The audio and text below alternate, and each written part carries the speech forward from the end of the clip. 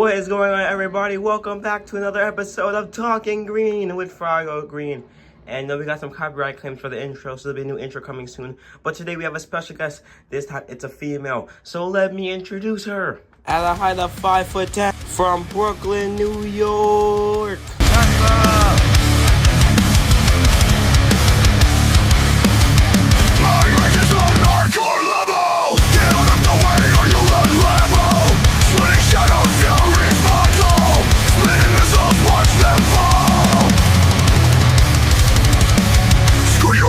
I don't need your say.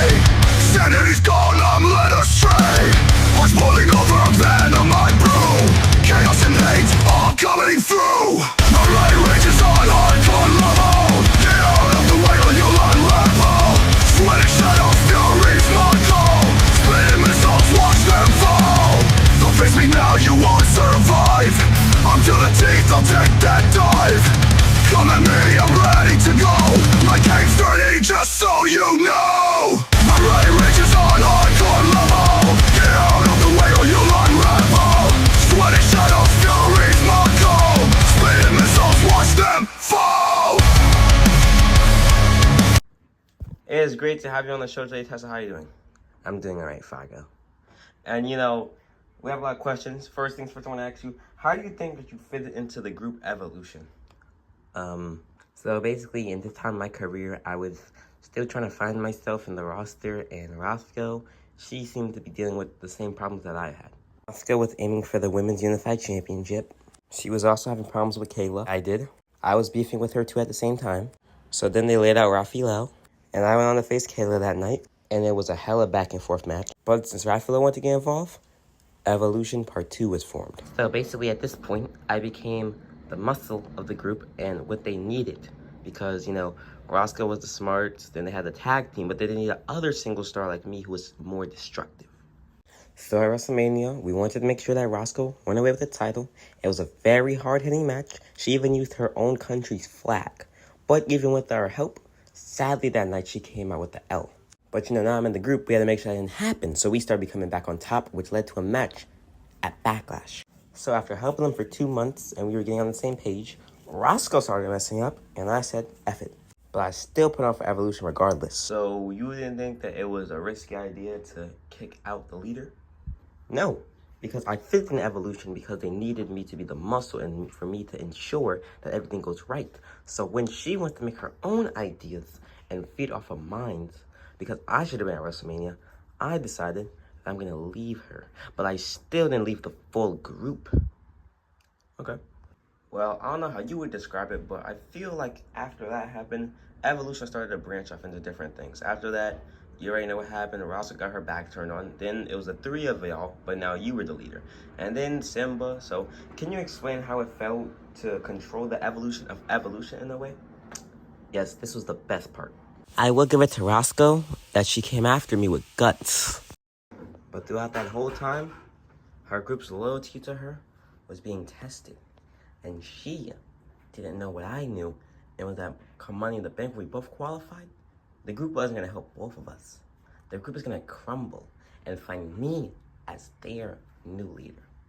And just like that, she got taken out of Evolution. So then Ralphie got hit with the briefcase because she wanted to be by the sidelines. And then I made her a part of history, because she had no idea that that bell rang.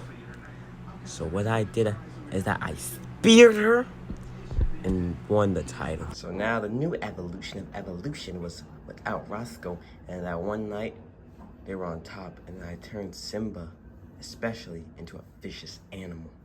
So then they became hungry and took out Roscoe. But then I had to hurt Simba a little bit. Turns out that Samantha couldn't catch Roscoe. So I caught her on the flip side.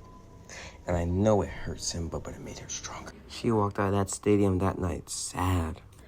Closed the door on me and everything. Sometimes as a leader, you have to find out their true potential by taking away something that they love. So her friend had to go. But she never knew how much she would gain from that. So now Evolution went from Roscoe, Simba, and Samantha to me, Simba, and Samantha, to now me and Simba, which I would say is the most dangerous version. So now with Samantha behind us, Simba and I took control. It took out everybody in the women's roster, and now she was on top, and she didn't let Roscoe bother her. And then she turned out to be the best member. I do agree with you that you made Simba better, but do you ever think that you feel like you turned Simba into a monster that you didn't expect? Yes, and I see you're talking about that heel turn. Yes, I am. Can you speak about that? Fine, let's talk about it. Simba did start doing better with herself, but she did stop listening to me. And then she was back on her game, but I can't say the same for mine. I won't lie to you. When she left, I did start to get pinned. I did start to lose. And then she went on her own path because she got all in her head. And sure, I hyped her up, but nothing will hurt me more than the lead up to bad blood. I did start to get pinned, but then she would team up with Goofy instead of me and take out us. So then out of the blue moon when I was supposed to retain, little Samantha decides to come back, and realistically, thought she was coming to help me. One of the worst days ever. She comes in the ring looking like she's about to attack Simba, but no, she attacks me. Then Simba took my trick and won the belt. Well, you know, Tessa, there's no need to be sad. I know you don't like that rivalry, but how another one with Pana Wonk? So let me ask you a question. How was your rivalry against Pana Wonk? Pana ruined that night for me. She let Evolution reunite, and I had to deal with her since I've been dealing with her since Japan. So then we go back and forth, through tables and all, and it disgusts me to see her kiss Pengy. Make this question fast because I'm already getting pissed because Pana is only mad that I made a CJW before her because she wasn't talented enough. So then we go to Survivor Series where we had damn near a 5-star match, but I came up short. And not to mention they allowed her to go to Worlds Collide because she did all that for no reason. Show the clip from Worlds Collide producers. And that hug I gave her was fake too. I mean, if you ask me, it seemed like that hug was pretty real. Shut up, Frogo. Oh. And Pana, if you're watching this, I'll see you in Japan. Get out of my way, I'm coming with thunder and lightning, striking, I'm inviting you all to the storm.